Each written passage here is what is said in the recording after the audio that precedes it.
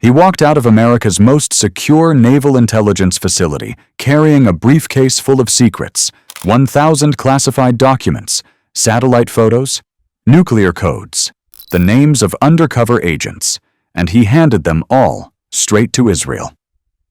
November 21st, 1985.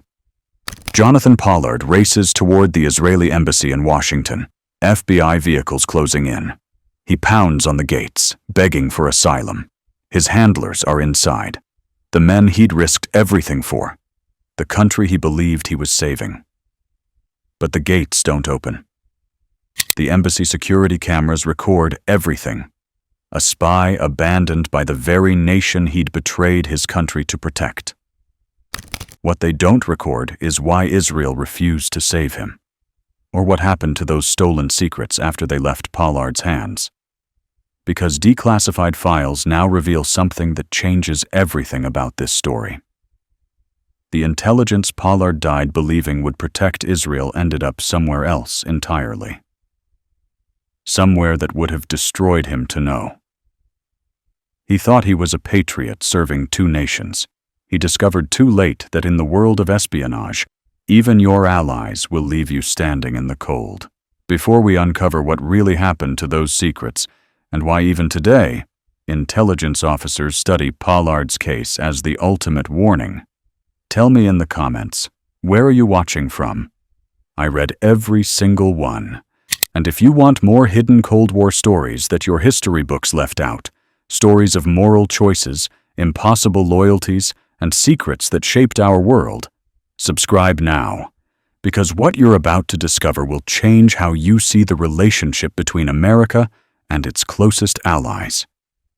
Now, let's go back to 1954, to a young boy staring at his father's photographs from Dachau, and trace the path that led him from those images of horror to the locked gates of betrayal. The photographs covered every wall of Morris Pollard's study in South Bend, Indiana. Black and white images from April 1945, when the U.S. Army's 71st Infantry Division liberated Dachau concentration camp. Morris had been there as a young microbiologist, tasked with preventing typhus outbreaks among the survivors. But what he found went beyond disease. Walking skeletal figures, mass graves, the systematic machinery of genocide documented in merciless detail. His son Jonathan grew up surrounded by these images. While other children in their middle-class neighborhood played cowboys and Indians, Jonathan sat in his father's study, absorbing stories of survival and resistance. Morris didn't shield his son from horror. He believed witnessing evil was the first step to preventing its return. By age 12, Jonathan wasn't just learning Hebrew at Temple Beth El. He was reading Israeli newspapers, memorizing the names of Mossad operations, studying maps of Arab military positions. His teachers noted his exceptional memory, his ability to recall entire passages after a single reading. But they also noticed something else, an intensity that went beyond academic interest. When discussing the Six-Day War, Jonathan didn't analyze it like history. He experienced it like personal memory. The Pollard household operated on a simple principle that Morris repeated often. We survived the camps, but survival isn't guaranteed. Israel is our insurance policy. Without it, we're just waiting for the next catastrophe. This wasn't paranoia. It was the worldview of a generation that had seen civilization collapse into barbarism. Jonathan absorbed this truth like oxygen. At Stanford University in the mid-1970s, while his classmates protested Vietnam and experimented with counterculture, Pollard wrote his senior thesis on Israeli nuclear deterrent strategy. His professor, Harold Rood, later described it as brilliant but troubling. He didn't maintain academic distance. He wrote as if he were advising the Israeli Defense Ministry directly. After Stanford, Pollard drifted through graduate programs at Tufts and the Naval War College, never quite fitting in, always the smartest person in the room, but somehow disconnected from those around him. He told elaborate stories about working for Israeli intelligence, claimed his father had been a CIA officer, invented a glamorous past that existed only in his imagination. Most people dismissed him as a fantasist. They didn't realize that for Pollard, fantasy was rehearsal. In 1979, the U.S. Naval Intelligence Command hired him as a civilian analyst. The background investigators noted his tendency toward exaggeration, but found no security concerns. His polygraph came back clean. His references praised his analytical brilliance. What they couldn't measure was the divided loyalty already taking root in his mind. Pollard excelled at his job. His photographic memory allowed him to connect disparate pieces of intelligence that others missed. He could read a report about Soviet submarine movements and instantly recall related data from 6 months earlier. His supervisors fast-tracked him for promotion, granting him access to increasingly classified materials. By 1984, he held top-secret clearance with access to sensitive compartmented information, the crown jewels of American intelligence. But success wasn't enough. Every evening, Pollard attended events at Washington's Israeli embassy, lectures at Jewish community centers, gatherings where Holocaust survivors shared their testimonies. He wasn't just listening. He was networking, dropping hints about his access, waiting for someone to recognize his potential value. That someone appeared at a dinner party in May 1984. Colonel Aviem Sella looked like a movie star in uniform, square jaw, piercing eyes, the confidence of a man who'd flown combat missions in the Yom Kippur War. He was in America studying computer science at New York University, but his real education was happening at gatherings like this, identifying potential assets among American Jews with security clearances. Pollard cornered him during cocktails. The conversation started casually: Middle Eastern politics, shared concerns about Iraq's chemical weapons program. Then Pollard mentioned something specific, something he shouldn't have known.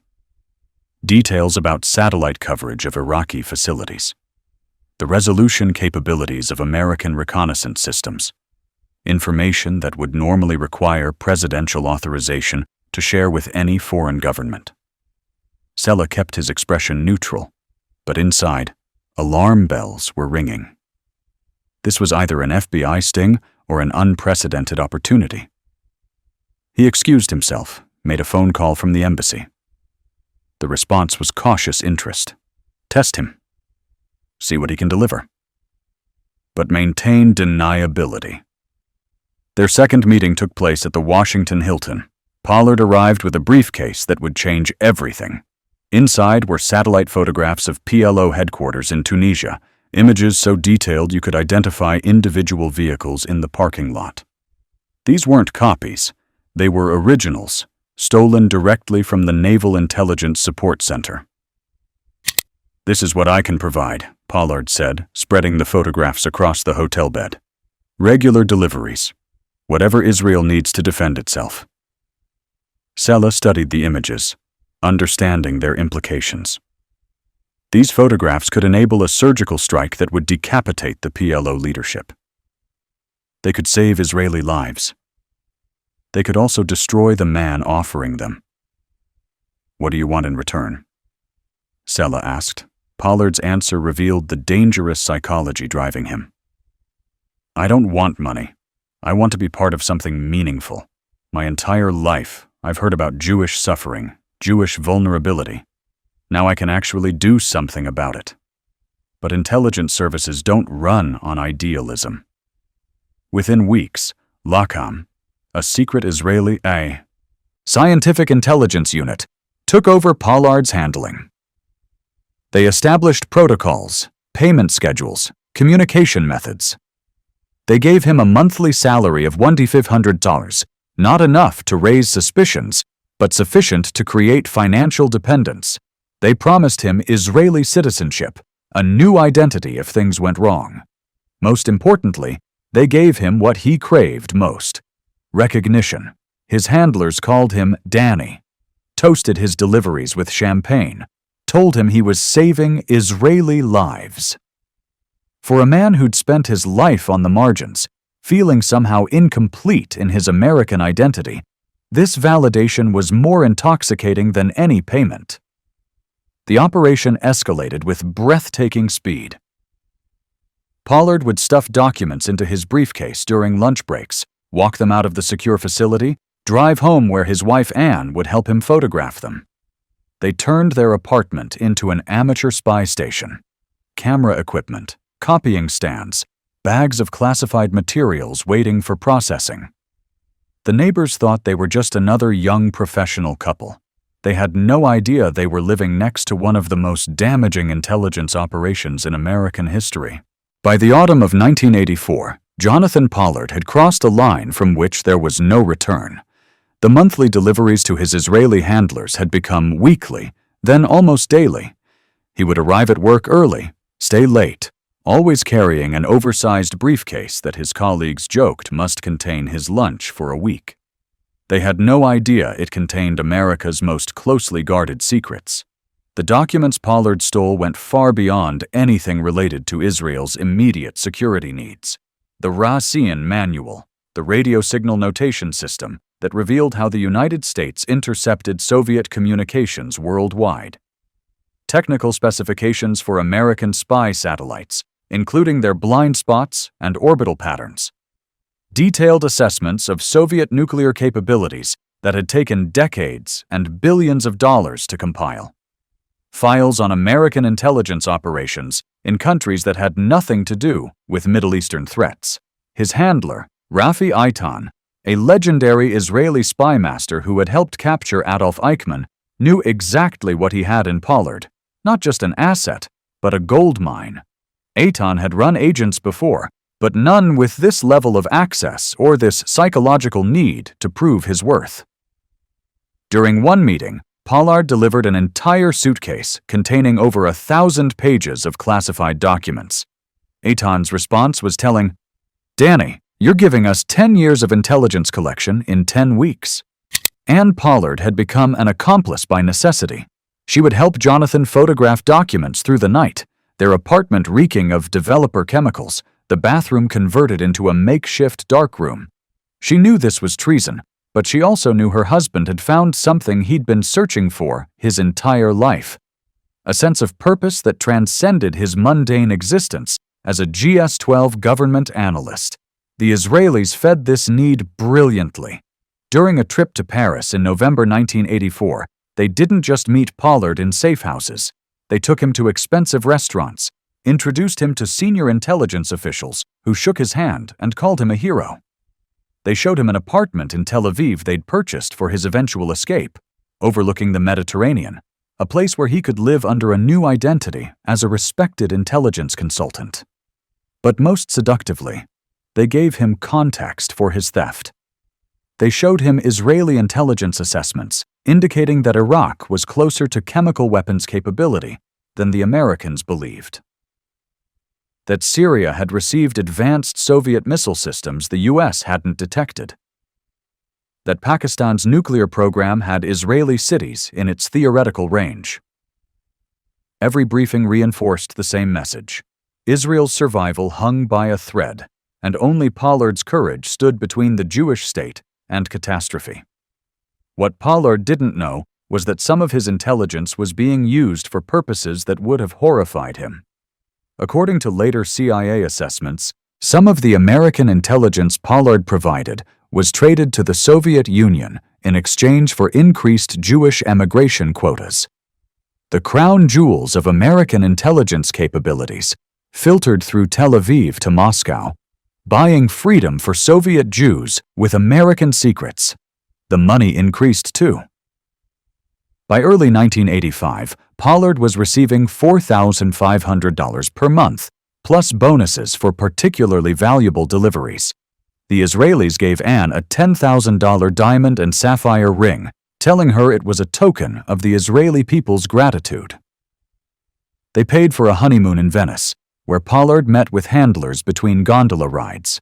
They deposited funds in Swiss bank accounts, promising a comfortable retirement in Israel when his American career ended. But the fever of espionage had infected Pollard beyond mere greed or ideology. He began taking risks that defied basic tradecraft. He would photograph classified documents in his office, barely concealing his activities from colleagues. He stuffed so many files into his briefcase that papers would fall out as he walked to his car. He requested documents far outside his analytical portfolio, information about China, Nicaragua, even Sweden, raising eyebrows among the librarians who retrieved classified files. One colleague, a counterintelligence specialist, noticed Pollard carrying computer printouts that ran for hundreds of pages, folded accordion style and stuffed under his arm. These weren't analytical reports. They were raw intelligence intercepts that had no conceivable connection to Pollard's assigned work on Caribbean naval threats. The specialist mentioned this to his supervisor in October 1985. Not as a formal complaint, just a casual observation over coffee. But in the world of counterintelligence, there are no casual observations. The supervisor made a note, filed a report, set in motion the machinery that would destroy Jonathan Pollard's world. Meanwhile, Pollard's behavior grew increasingly erratic. He told his wife they were warriors in a secret war, that history would vindicate them. He began carrying a gun, convinced unnamed enemies were following him. He would drive circuitous routes home, doubling back, running red lights, practicing counter-surveillance techniques he'd learned from spy novels. The irony was that no one was following him yet. His paranoia preceded the actual surveillance by weeks. But in his mind, he had already crossed over from analyst to operative, from observer to participant in the shadow war he'd studied his entire life. He was finally living the fantasy he'd rehearsed since childhood, standing in his father's study, staring at those photographs from Dachau, promising himself he would one day make a difference. He just never imagined the difference would be measured in betrayal. November 15th, 1985. FBI Special Agent Eugene Noltgen sat in a windowless room at the Washington field office, studying a pattern that didn't make sense. The Navy counterintelligence report on his desk described a mid-level analyst accessing thousands of documents outside his area of responsibility. Soviet submarine protocols in the Indian Ocean, Chinese naval communications, Latin American insurgency assessments.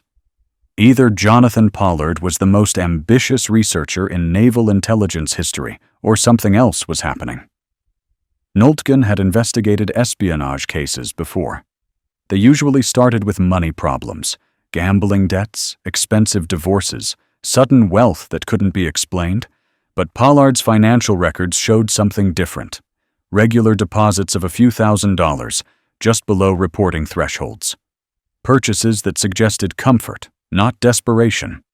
Nice jewelry for his wife, expensive dinners, a new car. The pattern of someone being paid carefully, professionally. The FBI opened a full investigation under the code name Wind Flyer. They couldn't arrest Pollard yet. They had suspicion, not proof.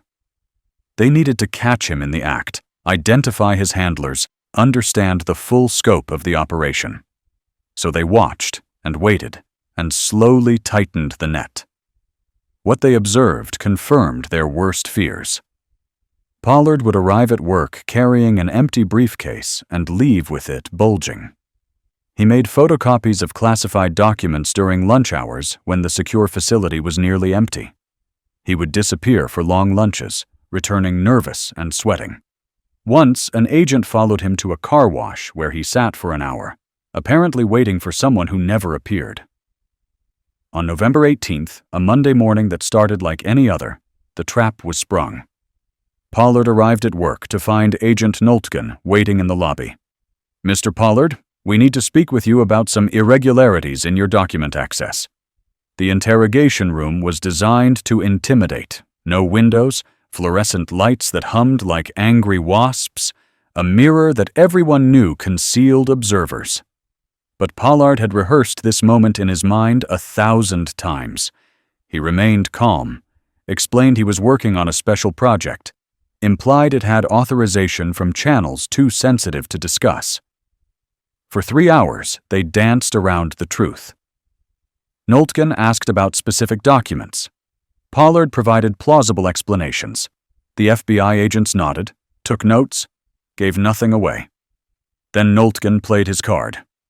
"We'll need to verify your story, and we'll need to search your apartment. Standard procedure for security violations." Pollard's face remained composed, but Noltgen noticed his hands. They were trembling so violently he had to clasp them together to make them stop. "Of course," Pollard said. "I have nothing to hide." They drove to Pollard's apartment complex in separate cars, the FBI agents deliberately giving him a few minutes head start. They wanted to see what he would do with those minutes. What he did was pure panic. Ann Pollard was sitting at their dining room table, sorting through classified documents for that evening's photography session. The camera was still mounted on its tripod. Bags of documents waited by the door. When Jonathan burst in, gasping that the FBI was coming, their world exploded into desperate action.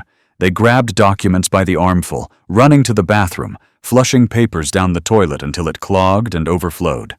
Ann threw documents off the balcony while Jonathan stuffed others into garbage bags, racing to the dumpster. They were still destroying evidence when the FBI knocked on the door. The agents entered to find chaos. Wet documents scattered across the bathroom floor. Papers floating in the toilet. Ann hyperventilating on the couch. And on the dining room table, in plain view, a camera setup that could only have one purpose. Agent Noltgen looked at Pollard and said simply, "I think we need to continue this conversation downtown."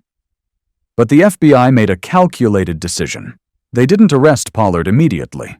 They wanted his handlers, his network, the full extent of the operation. So they released him, knowing he would run to his controllers, possibly leading them to other spies. They put him under 24-hour surveillance and waited to see what he would do. What Pollard did was make increasingly desperate phone calls to the Israeli embassy. "This is Danny," he said to whoever answered. "The situation is critical. I need immediate extraction." The responses were non-committal, bureaucratic, clearly stalling. His handlers had vanished. Rafi Eitan was already on a plane back to Tel Aviv. The apartment they'd shown him in Israel might as well have been on the moon. On November 20th, Pollard returned to work, knowing the FBI was watching his every move. His colleagues avoided him. His supervisor wouldn't make eye contact. He sat at his desk, pretending to work, while his world collapsed in slow motion. That evening, he told Ann they had one option left: throw themselves on the mercy of the Israeli embassy, demand asylum, force Israel to protect its asset. Ann knew it was hopeless, but she also knew her husband needed to believe in something, even if it was a fantasy. They spent their last night of freedom holding each other, not sleeping, listening to the cars parked outside their apartment, engines running through the night, FBI agents waiting for them to run. November 21st, 1985. Dawn came gray and bitter cold to Washington. Jonathan and Ann Pollard sat in their apartment, fully dressed, 2 suitcases packed with whatever evidence might buy them asylum. The cats meowed in their carriers. Outside, the FBI surveillance teams changed shifts, noted the lights burning all night, reported that the subjects appeared ready to flee. At 10:15 a.m., Pollard made his move.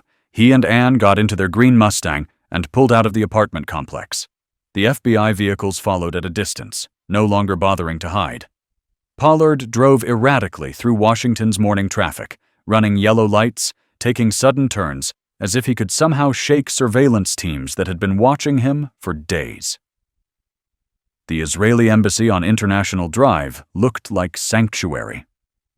High walls, security cameras, the blue and white flag with the Star of David flying above diplomatic immunity. Pollard pulled up to the gate at 10:35 a.m., his last hope crystallizing in this moment. He pressed the intercom button with a shaking finger. "This is Danny," he said, using his operational code name. "I need immediate assistance. This is an emergency." The security guard's voice crackled through the speaker, speaking Hebrew-accented English. "Please state your business." "You don't understand." Pollard's voice rose, desperate. "I'm Danny, LECOM operative. I need to speak to the naval attaché, to anyone from the service. They know me. Tell them Danny is here." Behind them, FBI vehicles formed a loose perimeter. Agents stepped out, hands near their weapons but not drawn, watching the drama unfold. They knew international law. If the embassy opened its gates, if Pollard made it inside, he would be on Israeli sovereign territory. They could do nothing but wait. For 20 agonizing minutes, Pollard pleaded through the intercom. He invoked every name he knew: Rafi Eitan, Yosef Yager, Aviem Sela. He described operations, dead drops, the intelligence he'd provided. Anne wept beside him, clutching their cats. The November wind cut through their coats as they stood at the gate, begging. Inside the embassy, the debate was fierce, but brief. The ambassador himself made the decision. Israel could not acknowledge Pollard. To admit him would be to admit the operation. It would destroy the strategic relationship with America. It would confirm every anti-Semitic suspicion about dual loyalty. It would transform Israel from victim to aggressor in the intelligence war between allies. Finally, a different voice came through the intercom. Senior, authoritative, final. "Mr. Pollard, we cannot help you. Please leave immediately." Pollard's face crumbled. He turned to Anne, his voice barely a whisper. "They used me." "No," she replied, tears streaming. "We used each other." FBI Special Agent Noltgen approached slowly, professionally, without triumph. "Mr. Pollard, you're under arrest for violation of the Espionage Act." As they placed him in handcuffs, Pollard looked back at the embassy one last time.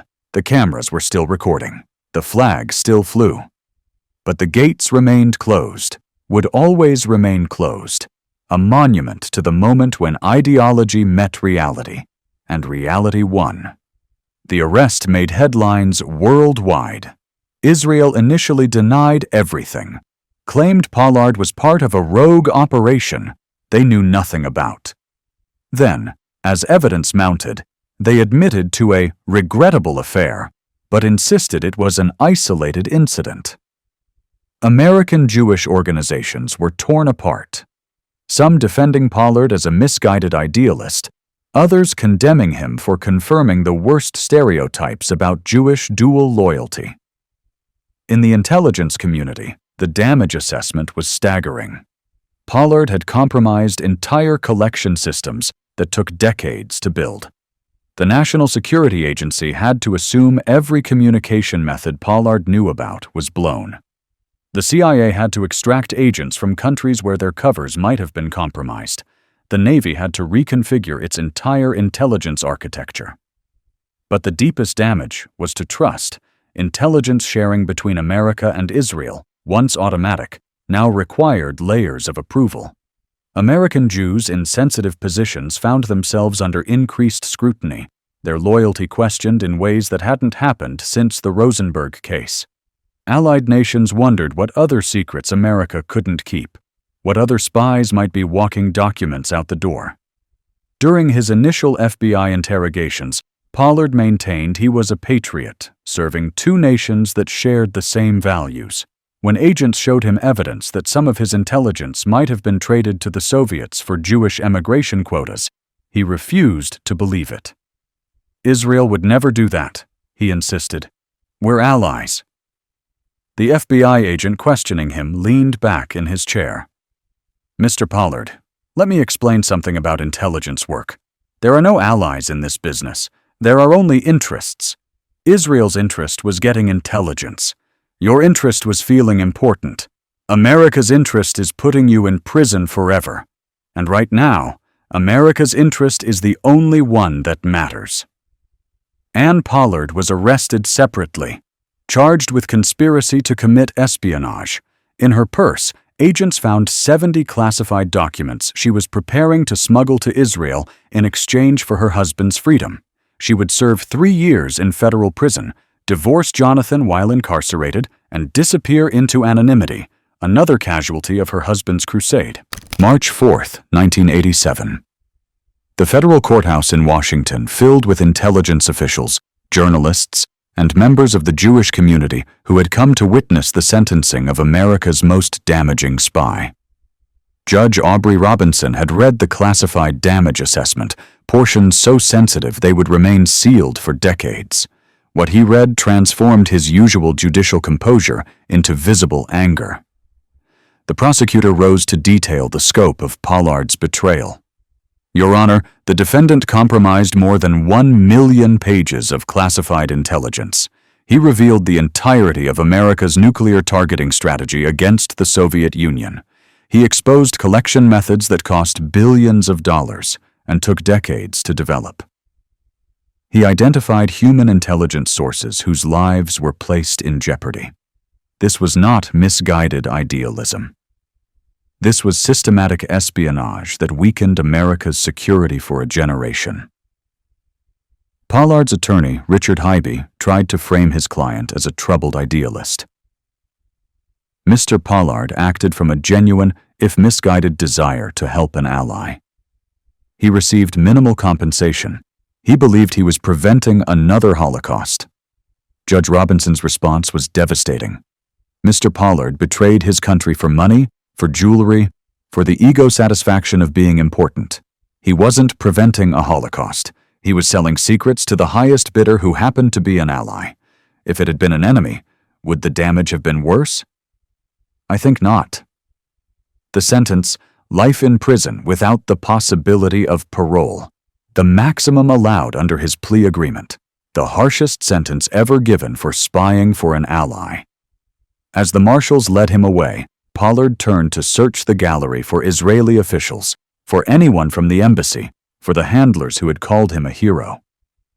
He saw only his parents, his father Morris weeping for the first time since Dachau, his mother covering her face in shame. Federal Correctional Institution, Marion, Illinois. Maximum security. For 7 years, Pollard lived in solitary confinement in a cell 7 feet by 9 feet. No contact with other prisoners. 1 hour of exercise daily in a concrete cage. The man who had stolen secrets that filled rooms now lived in a space barely large enough to lie down. In the silence, Pollard wrote letters, hundreds of them. Not justifications, but attempts to understand how he had traveled from his father's study in South Bend to a federal prison cell. I confused information with action, he wrote. I thought knowing secrets made me powerful. I learned that stealing secrets only makes you alone. The Israeli government's position evolved over the years. Initially, they maintained Pollard was a rogue agent. Then they admitted responsibility, but claimed the operation was terminated before his arrest. Finally, in 1998, Israel formally acknowledged Pollard as an agent and granted him citizenship. Streets were named after him. Prayers were said for his release. He became a symbol of sacrifice for some, of betrayal for others. But the most damaging revelation came in 2012 when declassified CIA documents suggested that some of Pollard's intelligence had been traded by Israel to the Soviet Union in exchange for increased Jewish emigration. The crown jewels of American intelligence passed through Tel Aviv to Moscow, buying freedom for Soviet Jews with American secrets.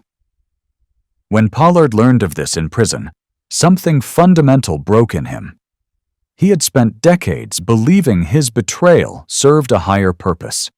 Now he discovered he had been a commodity in a larger transaction, his idealism monetized by professionals who understood what he never did, that in the intelligence world, information is currency, and currency has no loyalty. Through 3 decades in prison, American presidents from Reagan to Obama considered and rejected clemency. The intelligence community unanimously opposed his release. CIA Director George Tenet threatened to resign if Clinton pardoned him. The damage Pollard had done created institutional memory that wouldn't fade. November 20th, 2015, after exactly 30 years in prison, Pollard walked out of federal custody. He was 61, graying, diabetic, required to wear an ankle monitor, forbidden from leaving the United States for 5 years. He moved to a small New York apartment, worked briefly at a financial firm that quietly let him go when his identity was discovered, remarried to a woman who had advocated for his release without ever meeting him. December 30th, 2020. His parole restrictions expired. A private plane provided by casino magnate Sheldon Adelson carried Pollard and his wife to Tel Aviv. Prime Minister Netanyahu waited on the tarmac, television cameras rolling. "Welcome home," Netanyahu said, handing Pollard an Israeli identity card.